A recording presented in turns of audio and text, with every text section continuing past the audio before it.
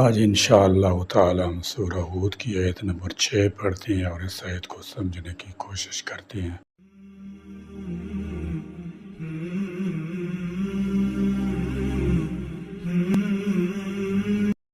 اعوذ باللہ من الشیطان الرجیم، بسم اللہ الرحمن الرحیم۔ وما من دابة في الأرض إلا على الله رزقها ويعلم مستقرها ومستودعها كل في كتاب مبين۔ وما اور نہیں من دابة کوئی چلنے والا جاندار فی الارض زمین میں، فرمایا وما من دابۃ فی الارض، دابۃ دب یدب دبیبا سے اسم فاعل ہے جس کا معنی آہستہ چلنا ہے۔ ہر جاندار خواہ مذکر ہو یا مؤنث، عاقل ہو یا غیر عاقل، سب پر دابۃ کا لفظ استعمال ہوتا ہے، جیسا کہ فرمایا واللہ خلق کل دابۃ من ماء فمنهم من يمشي على بطنه ومنهم من يمشي على رجلين ومنهم من يمشي على اربع، اور اللہ نے ہر چلنے والا جاندار ایک قسم کے پانی سے پیدا کیا، پھر ان میں سے کوئی وہ ہے جو اپنے پیٹ پر چلتا ہے، اور ان میں سے کوئی وہ ہے جو 2 پاؤں پر چلتا ہے، اور ان میں سے کوئی وہ ہے جو 4 پاؤں پر چلتا ہے۔ اللہ تعالیٰ نے پیٹ پر یا 2 یا 4 ٹانگوں پر چلنے والے تمام جانداروں کو دابۃ کہا ہے۔ الا علی اللہ، مگر اللہ ہی پر ہے، رزقها، اس کا رزق، وَيَعْلَمُ، اور وہ جانتا ہے، مستقرها، اس کی قرارگاہ، ومستودعها، اور اس کی جائے امانت۔ فرمایا وَيَعْلَمُ مستقرها ومستودعها، یہ بھی اللہ تعالیٰ جل شانہ کے علم ہی کا مزید بیان ہے۔ مستقر اور مستودع کی تفسیر اگرچہ لوگوں نے مختلف بیان کی ہے، مگر الفاظ کے پیش نظر واضح مطلب یہی نظر آتا ہے کہ اللہ تعالیٰ جل شانہ وہ تمام جگہ بھی جانتا ہے جہاں انسان نے کچھ مدت کے لیے ٹھہرنا ہے، خواہ باپ کی پشت ہو یا ماں کا رحم یا زمین کا کوئی حصہ جہاں اس نے زندگی میں ٹھہرنا ہے، اور اللہ تعالیٰ وہ جگہ بھی جانتا ہے جن کے سپرد انسان نے مرنے کے بعد ہونا ہے، خواہ وہ زمین میں کھودی ہوئی جگہ ہو یا کسی جانور کا پیٹ، یا جو جگہ بھی اللہ تعالیٰ نے قیامت تک اس کے سپرد ہونے کے لیے لکھی ہے، وہ سب کچھ اس کے لیے قبر ہی ہے، کیونکہ اللہ تعالیٰ جل شانہ نے ہر انسان کو موت اور قبر دینے کا ذکر فرمایا ہے۔ فرمایا ثم اماتہ فاقبرہ، پھر اسے موت دی، پھر اسے قبر میں رکھوایا، پھر قیامت کو زندہ ہو کر اسے دوزخ کے سپرد ہونا یا جنت کے، یہ سب اس کے لیے مستودع،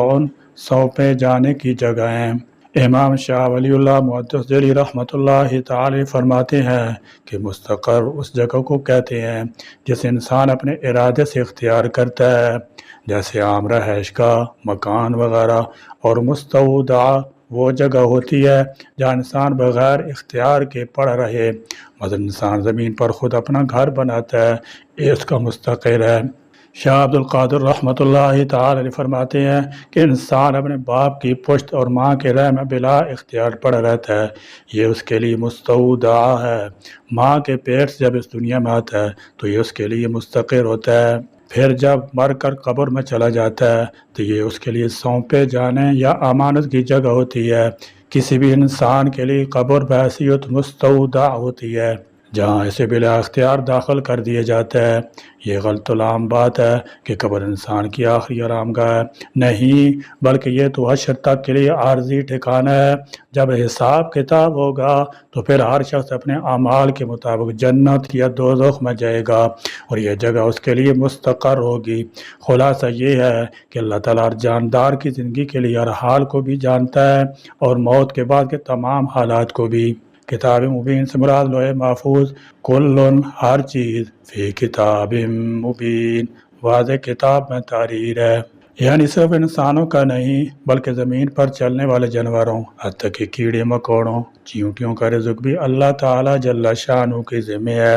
اس حیث سے معلوم ہوا کہ صرف انسانوں کا نہیں بلکہ زمین پر چلنے والے جانوروں حتیٰ کہ کیڑے مکوڑوں اور چیونٹیوں کا رزق بھی اللہ کے ذمہ ہے، اور یہ اللہ کی ذمہ داری ہے کہ ہر جاندار کو رزق اسے اس کے مقام پر پہنچائے۔ اس ایسے جہاں اللہ کی کمال رزاقیت کا اندازہ ہوتا ہے وہاں اس کے وسعت علم کا بھی اندازہ ہوتا ہے۔ اللہ کے رزق کی فراہمی کا ذریعہ یہ ہے کہ وہ آسمان سے بارش برساتا ہے جس سے زمین میں سے ہر طرح کی نباتات اگتی ہے، پھر اسی نباتات، فصلوں، پھلوں وغیرہ سے ہر جاندار کو بالواسطہ یا بلا واسطہ روزی مہیا ہوتی ہے، اور ہر جاندار کی جملہ ضروریات زندگی اسی زمین سے مہیا ہو رہی ہیں۔ اور اللہ تعالیٰ جتنی بھی مخلوق پیدا فرماتا ہے تو اس کے مطابق زمین بھی اپنے نئے سے نئے خزانے اگلتی جا رہی ہے اور آئندہ بھی اگلتی چلی جائے گی، لیکن اس رزق کے حصول کے لیے اس نے اسباب و وسائل اختیار کرنے کا بھی حکم دے دیا ہے، اور جب کوئی انسان یا جاندار اسباب اختیار کرنے سے عاجز ہو تو اللہ تعالیٰ خود ہی اسباب بھی مہیا فرما دیتا ہے۔ یہاں سوال پیدا ہوتا ہے کہ اگر رزق کی فراہمی اللہ کے ذمہ ہے تو قید سے یا بعد دوسری وجوہ سے انسان ہزاروں کی تعداد مر کیوں جاتے ہیں؟ تو اس کا جواب یہ ہے کہ قید تو اللہ تعالیٰ کا عذاب ہے جو لوگوں کی نافرمانیوں کی وجہ سے انسانوں پر مسلط کیا جاتا ہے، اور دوسری وجوہات انسانوں کی دوسروں پر ظلم و زیادتی اور معاشی وسائل کے ناہموار تقسیم کی بنا پر ایسے حادثات وجود میں آتے ہیں۔ یہ سب کچھ انسانوں کے کسب اعمال کا ہی نتیجہ ہوتا ہے، ورنہ اللہ تعالیٰ کی طرف سے جانداروں کے رزق میں کمی یا کوتاہی کا تصور بھی ممکن نہیں۔ آج عالمی سطح پر یہ ڈنڈورا پیٹا جا رہا ہے کہ آبادی تیزی سے بڑھ رہی ہے اور وسائل رزق اس کا ساتھ نہیں دے رہے، لہذا خاندانی منصوبہ بندی اور حالات پر کنٹرول ضروری ہے۔ اس سلسلے میں آج کے ماہر معاشیات کی کوتاہ فہمی اور فطرت سے جنگ کے نتیجے میں ان کی ناکامی کا اس سے بڑھ کر کیا ثبوت ہو سکتا ہے کہ جہاں جہاں ایسے محکمے قائم کیے جا رہے ہیں شرح پیدائش نسبتاً بڑھتی جا رہی ہے، اور عجیب اتفاق ہے کہ لوگ بھی پہلے سے زیادہ آسودہ اور خوشحال ہیں، جس کا اندازہ ہر شخص اپنی 50 سال پہلے کی زندگی سے کر سکتا ہے۔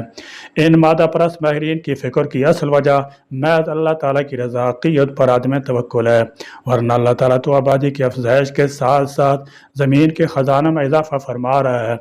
صدیوں سے بنجر پڑی ہوئی زمینیں آباد ہو رہی ہیں، زمین سال میں 2 کی بجائے 4 فصلیں دینے لگی ہیں، کہیں تیل دریافت ہو رہا ہے، کہیں جلانے کی گیسیں اور کہیں دوسری معدنیات، نیز انسان حصول رزق کے نئے سے نئے وسائل بھی دریافت کر رہا ہے، اور سب باتیں صحت کے جیتا جاگتا مصداق ہیں۔ مادہ پرست ماہرین معاشیات یہ تو اندازہ کر لیتے ہیں کہ اتنے سال بعد موجودہ شرح پیدائش کے مطابق دنیا کی آبادی اتنی ہو جائے گی، لیکن اس دوران اللہ تعالیٰ جل شانہ نے جو نئے نئے وسائل رزق مہیا کرتا ہے اس کا وہ کچھ اندازہ نہیں کر سکتے، لہذا ان کے اکثر اندازے غلط ثابت ہوتے ہیں۔ اس مادہ پرستی اور محض مادی وسائل پر نظر رکھنے کا سب سے بڑا نقصان یہ ہوتا ہے کہ اللہ پر توکل اٹھ جاتا ہے جو اس آیت کا مقصود اصلی ہے۔ چنانچہ سیدنا عمر رضی اللہ تعالیٰ عنہ کہتے ہیں کہ آپ صلی اللہ تعالیٰ علیہ وسلم نے فرمایا اور تم اللہ پر ایسا توکل کرتے جیسا کرنے کا حق ہے تو تم کو بھی اس طرح رزق دیا جاتا جس طرح پرندوں کو دیا جاتا ہے، وہ صبح کو بھوکے جاتے ہیں اور شام کو پیٹ بھر کر واپس آتے ہیں۔ جب انسان کسی کام کو کرنے سے عاجز ہوتا ہے یا اپنے اوپر بھروسہ نہیں ہوتا تو اپنی ذمہ داری کسی کے حوالے کر دیتا ہے، اسی کو وکیل بنانا کہتے ہیں۔ مقدمات میں قانونی موشگافیوں کے ساتھ اپنے قضیے کو حل کرانے سے جب انسان عاجز ہوتا ہے تو وکیل کا سہارا لیتا ہے۔ یہی حال ایک بندہ کامل کا اپنے مالک حقیقی کے ساتھ ہونا چاہیے کہ اس کے سامنے ہر معاملے میں اپنی عاجزی مسکنت کا اظہار کرے، اور بندوں کی عاجزی اللہ کو بہت پسند ہے، اس لیے کہ عاجز لاچار ہونا ہی بندہ کی اصل ہے،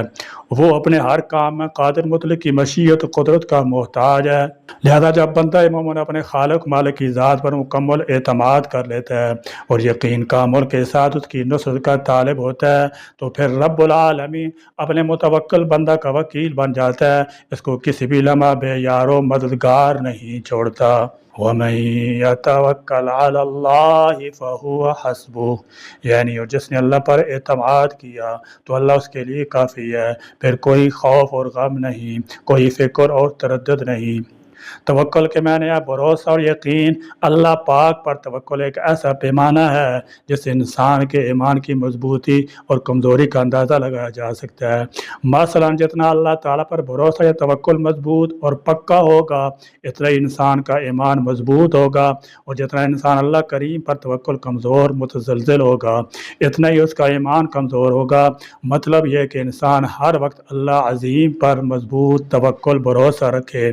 بعض اوقات انسان سوچتا ہے یا کہتا ہے کہ یہ سب تو ٹھیک ہے کہ ہر کام اللہ تعالیٰ کے حکم منشا سے ہی ہوتا ہے، وہی مسبب الاسباب ہے، وہی وسیلہ اور ذریعہ بناتا ہے، لیکن اگر میں نے یہ فلاں کام یا طریقہ اختیار نہ کیا تو نتیجہ مشکوک بھی ہو سکتا ہے۔ بس یہی سوچ اور وسوسہ شیطانی انسان کو توکل اور یقین سے ہٹا دیتا ہے۔ یہ یاد رکھنا چاہیے کہ اللہ رحیم پر توکل اور یقین کے بعد لیکن اور اگر مگر کی گنجائش نہیں ہے، ورنہ انسان پھسل جاتا ہے۔ یہاں یہ بھی وضاحت ضروری ہے کہ اللہ پر توکل یقین کا ہرگز یہ مطلب نہیں کہ انسان کوشش ہی نہ کرے اور یہ کہے کہ مجھے اللہ تعالیٰ پر توکل یقین ہے، وہ خود ہی میرا مسئلہ حل کر دے گا۔ توکل کے لیے یقین ضروری ہے، اس کے ساتھ اپنی استطاعت کے مطابق اسباب وسائل کا استعمال بھی ضروری ہے۔